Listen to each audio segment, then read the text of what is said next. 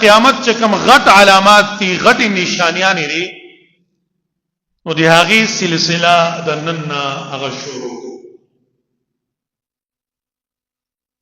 د مسلم شریف روایت دی حضرت حذیفه رضی الله تعالی عنہ فرمایي چې موږ ناستو مذاکره کوله خبرې اترې کولې چې په دغه دوران کې پیغمبر علیه الصلاۃ والسلام تشریف راو نو د موږ نه تاسو کو تاسو سم مذاکره کوله څه خبرې اترې کولې موږ ورته وی یا رسول الله نذكر الساعه موږ د قیامت تذکرہ کوو د قیامت ذکر کوو چې قیامت به کله راځي دغه بحث او مباحثات تذکرہ خبرې اترې زمون په میز کې جاری نو پیغمبر علیه الصلاۃ والسلام ورته فرمایل چې قیامت په تر هغه پورې ناراضي تر سو پورې چې د قیامت نه مخکې لس علامتونه لس نشانیانی دا ظاهر شي ویني تر سو پورې لس نشانیانی دا ظاهر شي ویني سرګندې شي ویني تر هغه پورې قیامت به ناراضي بیا پیغمبر علیه الصلاۃ والسلام ورته لس نشانیان شمار کړل پیغمبر علیه الصلاۃ والسلام یو نشانی دا بیان کړل چې د قیامت نمخ کې با دخان لوګي با راشي تاسو خطرناک قسم لوګي به وي د وریځو په شانته چې پوره په دنیا کې باغ خور شي او انسان تبع آسمان او یوبل دا به بیان اخکار پورا دنیا کې به دا لوګي دا سي عام شي او دا لوګي به صلیخ تو رزو پوری برقرار وي چې انسان به بده کې لیدل قتل نشي بیا پیغمبر علیه الصلاۃ والسلام فرمای ایمان والا چې کوم دی هغه هم دغه لوګي نه متاثر کیږي لیکن داوی متاثر کېدل به لګوي کم وي که هيئت الزکام لکه څنګه چې انسان ته زکام ولګي هغه د زکام غندشاني بیماری د بیماری په شان دی به محسوسي زیات اثر به په دوی باندې نه کوي مؤمنانو باندې او دین علاوه چې کوم کافر دي مشرک دي فاسق فاجر دي د بدن په هر اندام په هر سوری کې به هر مسام کې به دا لوګي بدن نه خلوص او بیا به دا لوګي د غوینه دن نه راوځي ډیر بد حالت به د پوزونه د غوګونو نه حتی چې د میتیازو د زینا د هر مسام نه دا لوګي به یوغي بیا خارجيږي بار ته راوځي ډیر بد حالت به وي د کافرو او د فاسقو د فاجر صلیخ ترزو پورې دا دوخان د قرآن کریم کی پورا یو سورت ته سورۃ الدخان فرتقب یوم تأتی السماء بدخان مبین یغشى الناس هذا عذاب الیم انتظار کو د هغه رزي چې کله به د اسمان نه بدا لوګي براش ټول خلق براگیر کی هذا عذاب الیم دا به الله دی طرفنا یو دردناک عذاب د دې تفصیل به خپل په ځای باندې ان شاء الله راځي بیا دویمه نشانی پیغمبر علیه الصلاۃ والسلام بیان کړل د دجال چې ترسو بولی دجال ظاهر شوی نه دی تر هغه پورې قیامت دا باندې راځي دا تفصیل به خپل په ځای باندې بیانو او بیا دریمه نشانی پیغمبر علیه الصلاۃ والسلام بیان کړل داب دا یو جانور به زناور د مکی مکرمه د صفا غرب اوشلیږي دین به یو عجیب غریب یو زناور بسر یو دم به حرم تراشی په حجر اسود او د مقام ابراهیم کې به ودري او خلکو سره به خبري شروع قران کریم کې الله د ذکر فرمایلی دی اخرجنا لهم دابه من الارض تكلم دابه الارض غټ غټ وختبای په یو عجیب یو غریب قسمه جانور به غټ غټ سالور اخپی به د صفا د غر نه به الله دل را اوباسي سرګن بکی اول نه به راشي حجر اسود او مقام ابراهیم کې خلک چې به زناور لبه ویني او بتخت او به یری او د دین علاوه بیا به دې نه دی روان شي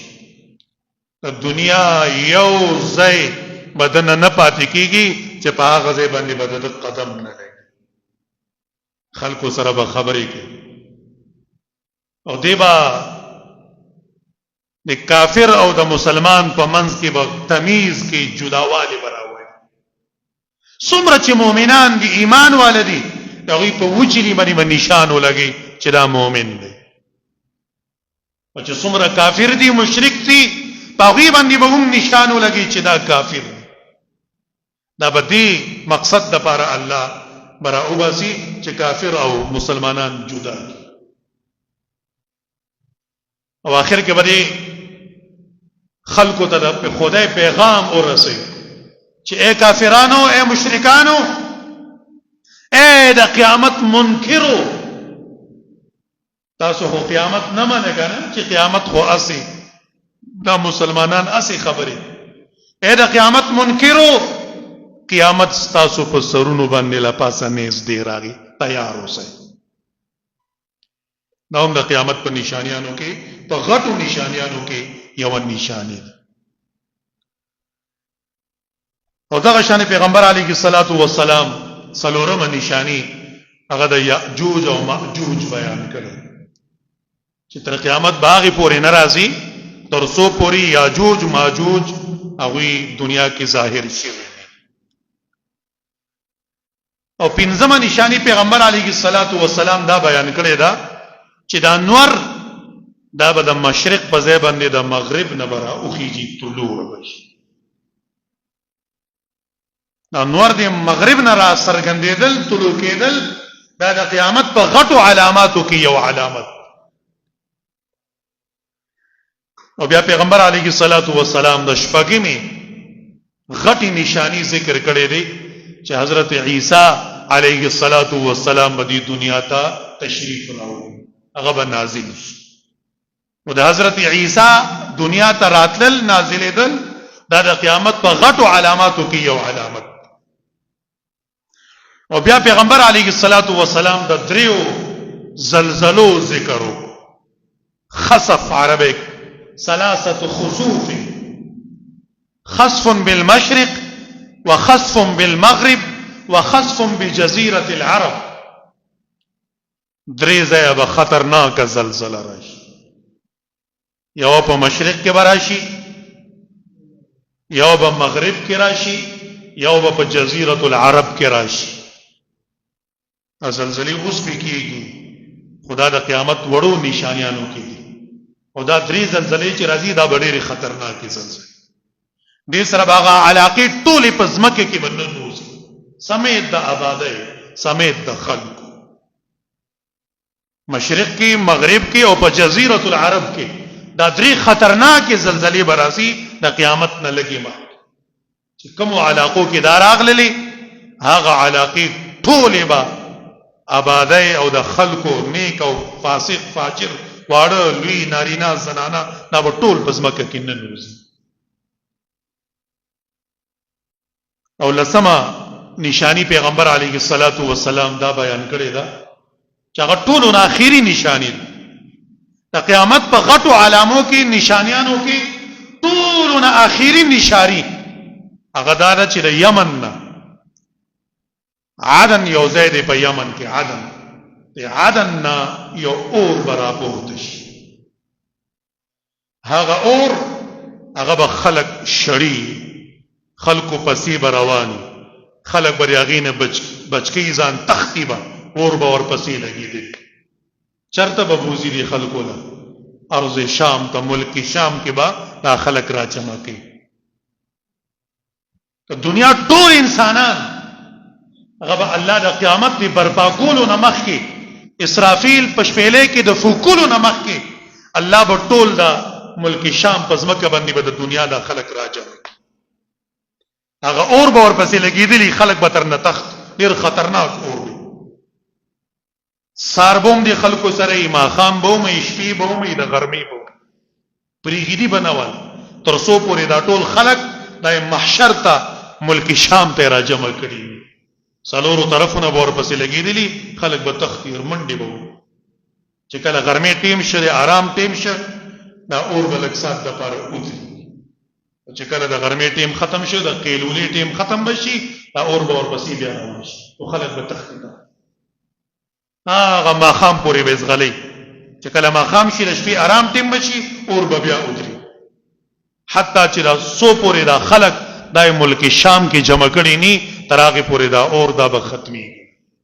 دا د قیامت غټو نشانیانو کې اخیری نشانی. دا څومره نشانیان ما تاسو ته بیان کړلې درې باندې به ان شاء الله تفصیل سره د قران او د حدیث پر رڼا کې به بحث کوو. خو په نورو احادیثو کې یو نشانی بل عمراغل د قیامت غټو نشانیانو کې یو بل نشانی هم پیغمبر دغه ذکر کړی دی چې هغه ته وی د امام مهدی ظهور. په امام مهدی ظهور به اول کېږي دغه نه پس د نوري نشانیان. امام مهدی څوک دی په دې باندې لوغنه تفصیل سره تاسو ته خبر ورکوم. مهدی دا دغه لقب دی نوم به دغه محمد وي د پلار نوم به عبد الله. پیغمبر علیه الصلاۃ والسلام فرمایي چې دغه نوم زما د نوم په شانتی به محمد دغه د پلار نوم زما د پلار په نوم په شانتی به عبد الله. او دا د حضرت فاطمه رضی الله تعالی عنها دی اولاد نبی یعنی د پیغمبر علیه الصلاۃ والسلام په اولاد کې د شمار. زموږ محدثین لیکي چې پلار طرف نه بدا امام مهدی حسنی وی او د مور د طرف نه بده حسینی وی. د پلار د امام حسن حضرت حسن رضی الله تعالی عنہ دی اولاد نه او مور به د حضرت حسین رضی الله تعالی عنہ دی اولاد نه. دا امام مهدی دی به قرب قیامت کې بعد د ظهور کیږي او دی به دنیا دی عدل او انصاف نه بداسه ډکې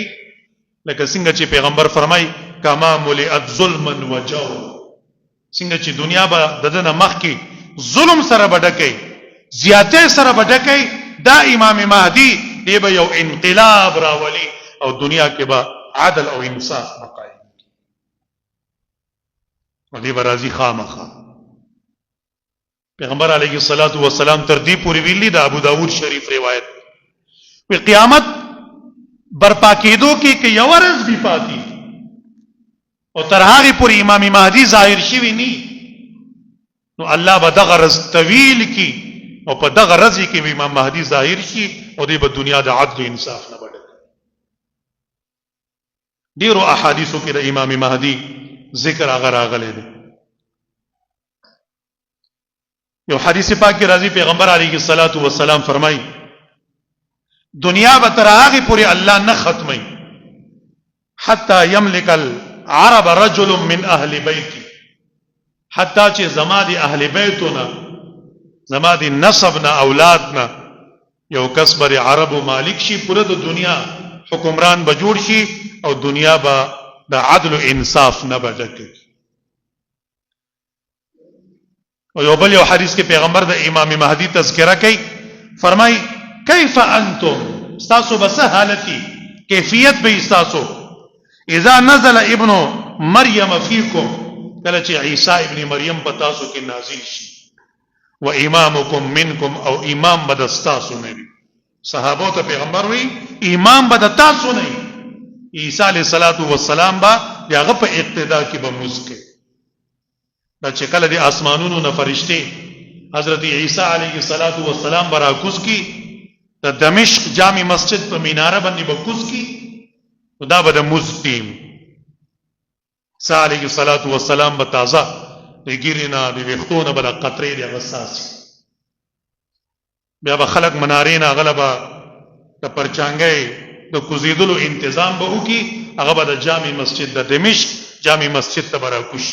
هغه جمعات کې به مخینه امام مهدی به موجود وي د مستیم به امام مهدی حضرت عیسی علیه السلام ته به وی چې مخ کې شه امامتۍ د پام امام مهدی به انکار وکړي چې زه امامتو لا نه امران امامتی کوا ته مخ کې شه امامتی تو وکړه حضرت امام مهدی به مخ کې شي چې هغه د پیغمبر علیه السلام دی اولاد نه دی د دې امت محمدیه یو فرد د دې امت ته دا اعزاز حاصل دی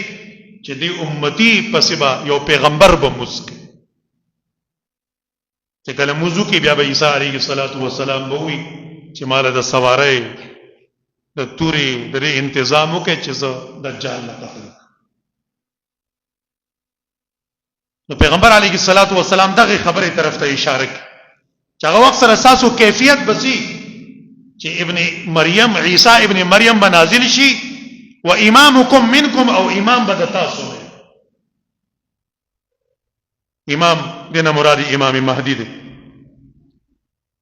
دغه شان یو بل یو حدیث کې راځي پیغمبر علیه السلام فرمایي چې امام مهدی دا زما دی اولاد نه بوي خو کوشاده روخانه غټ اوچلی بوي دی هغه دنګه پوزه بوي هغه خو خيستا او بیا پیغمبر علیه السلام فرمایي يملأ الارض قسطا وعدلا كما ملئت ظلما وجورا دی به د دنیا دا به د عدل نه د انصاف نه به داسې ډکه کی لکه څنګه چې دنیا د دنه مخ کې د ظلم نه او د بربریت نه به ډکه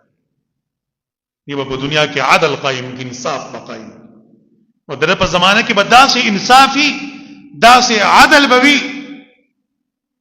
چې دغه مثال اړونه په دې دنیا کې ملاويږي